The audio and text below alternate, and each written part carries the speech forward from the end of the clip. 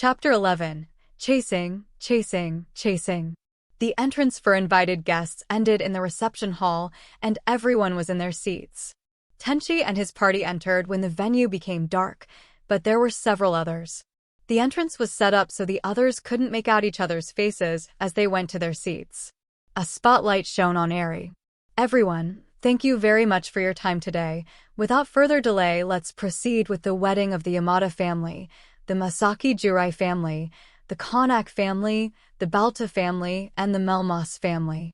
A thunderous wave of applause filled the venue. Jeers and boos against Eri were mixed in, but that was normal for her. I'll make you pay for that later. Anyways, first off, let's introduce our 4 brides. First, spotlights hit the gates decorated with motifs for each of the 4 brides that matched their dresses, which flowed behind them as they came out. Their appearances were greeted by great applause. The 4 walked forward to the front of the altar. A former top model, a member of the royal Jurian Masaki family, the former shrine maiden of Melmoss, and the first princess of the newborn Balta kingdom. They were beautiful women all on their own, but together their power was even more stunning than the sum of each of them. Seina's father seemed worried that his son wouldn't be able to compare to the sight of the girls. The success of Seina is so wonderful. I'm glad you could be here to see this. Sito gently whispered to Hokuto. Following an entrance by the groom, Seina Yamada from the front entrance, everyone give a big round of applause. There was even more applause than before. It was like a storm. The gate was opened and out transferred. Yoshiko. Seina's parents seemed surprised. Kai, what are you doing? Tsukiko was shocked too. The venue began to buzz with confusion. Oh, Oni-chan seems to have been kidnapped. Ehehe. Yoshiko laughed awkwardly. Everyone in the venue burst out with surprised reactions. Maya-han. The Kamedake jumped out of its dock so fast and without hesitation that it destroyed the dock and shook the wedding hall. The energy reaction could have been detected from Earth, but it was luckily invisible since it was on the dark side of the moon. What are those crusty old hags guards thinking?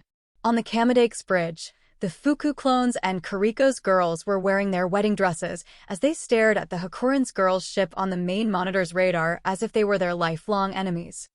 I don't really understand what their motive is, the humanoid Mickey said with her arms folded. Jaikirin would do this as a joke, but the others are involved, so I have no idea either. Hey Ryoko, how are we coming along on video?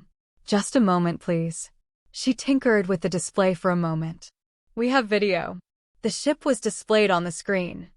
I've never seen that type of ship. The ship had quite a distinctive shape. It looked like Aladdin's magic lamp. No identification number. That's an unregistered ship. Is it a pirate ship?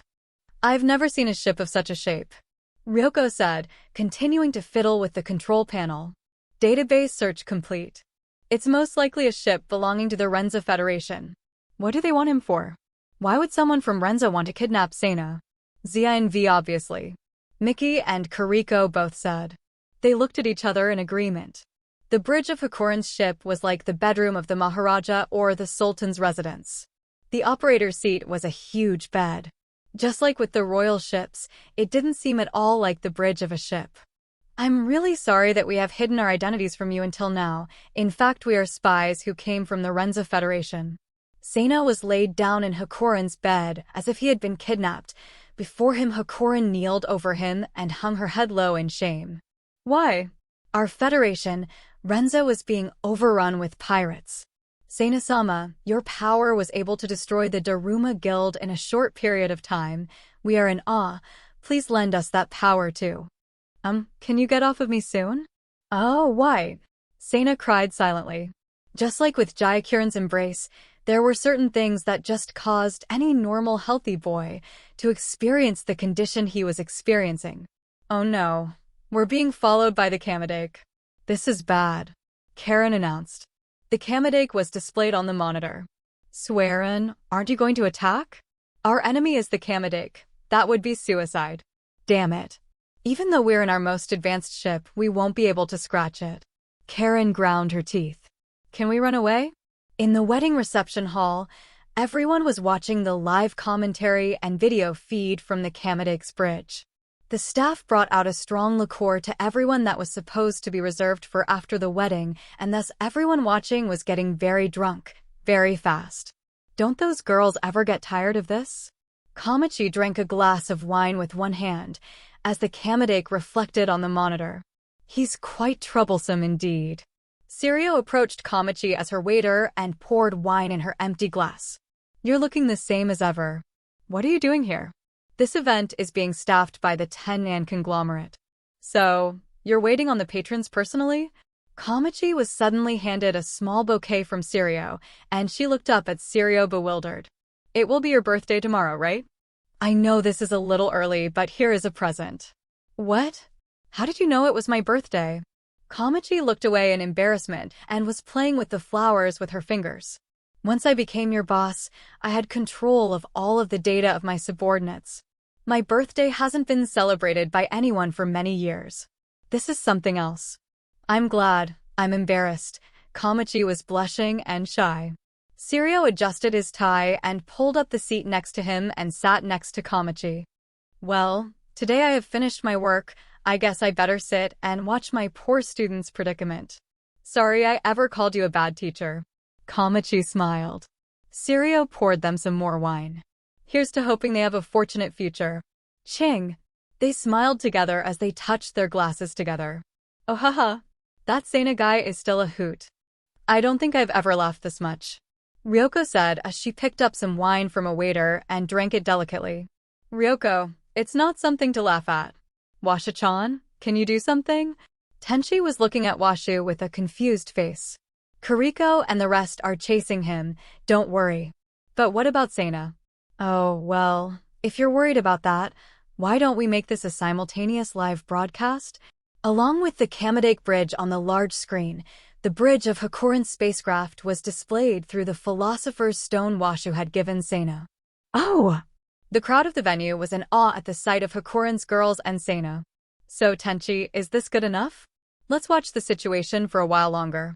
Tenchi breathed a small sigh at what he saw. Thinking about it, they were some of Sena's future wife candidates. He wasn't that worried. Some people were laughing in the crowd, but one was clearly upset. Sito, you knew, didn't you? Utsutsumi glared at Sito sharply. Eri, Mikami, and Tsukiko were also staring daggers at Sito. Of course, I knew, but I didn't think that they would do it today. And you hired those girls. How could you? What the heck were you thinking, Sito? Their original purpose was to get a royal tree. I guess they wanted to use it for Renza to fight the space pirates, because they seemed to be using a much lower generation royal tree for their humanoid weapons. And then Sena got CNV. Is that why he's been kidnapped? But wouldn't they have just owned it if they married Sena? So, they're in a hurry. If they were married, they could use the kamedake or Kariko's ship or ZINV without any trouble, so they must have been in a hurry. Hakuren's ship won't escape from the kamedake so easily. For the time being, let's have some fun and just watch the situation play out. Huh. Everyone gave up protesting Sito's motives. Well, what disgraceful outfits. Let's get those hussies away from Sena as soon as possible, Miki said when she saw how all of Hakuren's girls were dressed. I'm sorry, but this is the safest way to keep Sena from trying to get free and to keep us safe. They tied Jaikirin to Sena. If Sena tried to get out of his restraints by force, he would hurt Jaikirin. Karen, how can you be okay with doing that? Kariko pushed Miki out of the way. Jaikirin is the most dangerous one of us. It's leverage. Kariko had kept her mouth shut on that subject unintentionally. Certainly, there was no doubt that Jaikirin would love to get into some mischief with Sena if the others were detained. It was a strange idea to strap the most dangerous person to Sena. But Jaikirin seemed to be glad to be chosen for it.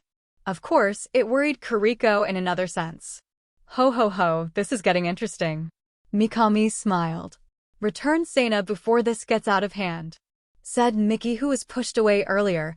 She pushed Kariko out of the way this time. I'm sorry, but I can't do that. Then let me know why, Karen. I'm sorry, but the three of them went on like that as everyone watched. Ms. Kariko, Miki, and Karen are really similar in how they act, aren't they? Is this also the influence of the original civilization from a billion years ago? I noticed it too when I heard the detailed story from D. Although there are some differences, their atmospheres seem to be very similar in general. Kirchi resembles one of the women, and it seems that Miki is exactly the same in appearance of one of them as well. Ms. Sito, that woman and the other woman before that, how are they alive? The people in the venue began to realize that was the dead Mickey Steinbeck, and, above all, the long-missing AI idol Kirchi. Oh my, those girls are helpless. Oh well, this is some good entertainment. Stop asking me questions. We'll do as we please. Karen, if you don't tell me now, I'll only have to pry it out of you by force later. I don't mind. Bring it on. Now you've done it.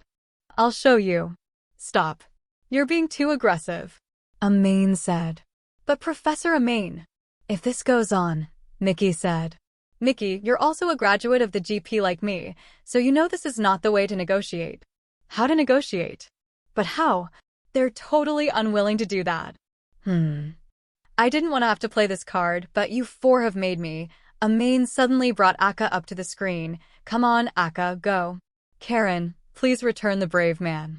Please. You too, Karen. Won't you please come back and be a family with us again?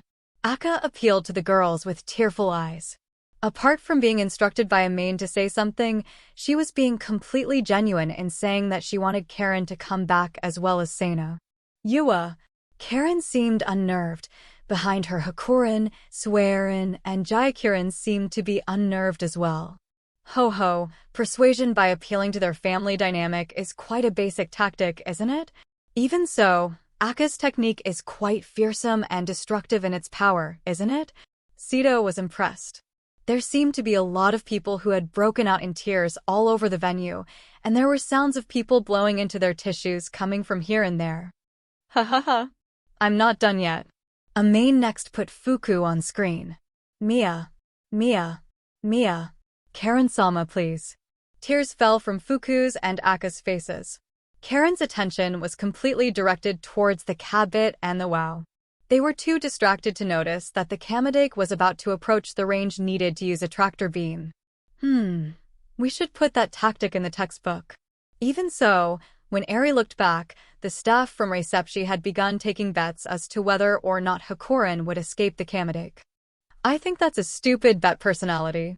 Ho ho, apparently, the Kamadake seems to overwhelmingly have the upper hand. Which one do you think will win, Sita-sama? Victory is surely going to the Kamadake. We're sensing a large weight shifting out of subspace dead ahead. Ryoko's scream echoed through the venue.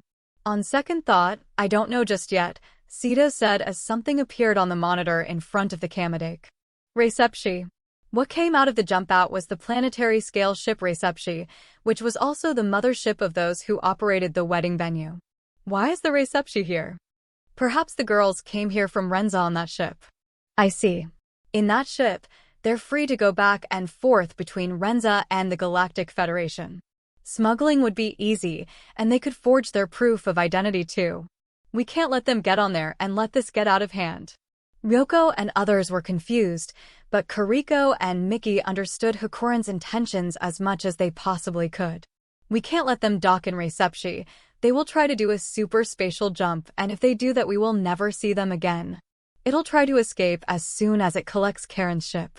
It won't be possible for us to chase it to Renza. Shit.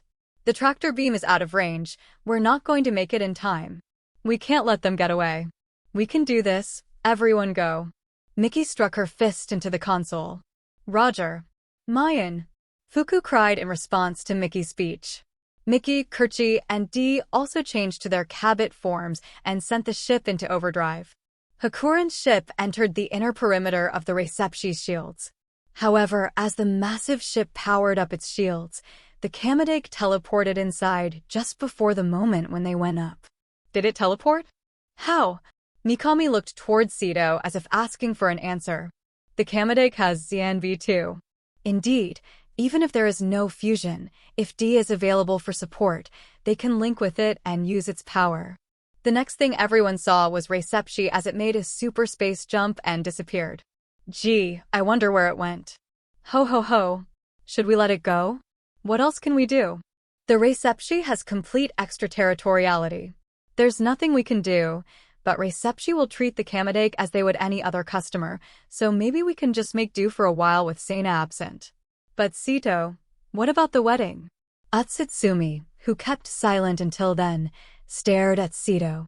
He hadn't been too nervous to say anything. He was angry that the interruption ruined his speech.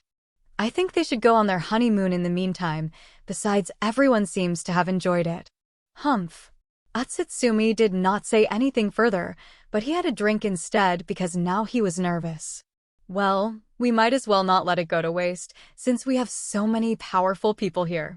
Let's hold a Federation conference. Don't forget Washisama is here too. Ho ho ho. If Washu made her appearance, they wouldn't have to keep her existence a secret anymore, and chances were that would let them pass a bunch of held-up projects in a quick stroke. Everyone quickly switched to talking about what was going on.